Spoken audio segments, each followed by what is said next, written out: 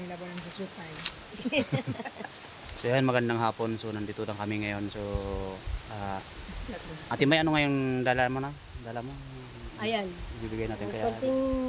Konting grocery lang po. Yan, ipaparating natin yan kay JR Sarto po. So ayan, kasama po natin si Ogang. So ibang kasama po namin ang Kapnot. So may mga busy po sila. So kami na muna po. So Kahit ako ayan. busy. Para po sa pagtulog. Pero bakit pause ka na rin? Austin. New York ka na. So ayan, let's go. So pupunta na natin. Ayan.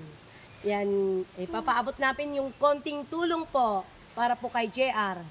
Of course, again, salamat po si Roel Agkawili. Roel, mali ako ha, sorry. Rohel at Tutubuya Roel pa. at Tutubuya pa. At syempre kay... Maki. So ayan, go na tayo Ate May. So let's Opo, go. go na tayo kasi yung tindahan ko dun.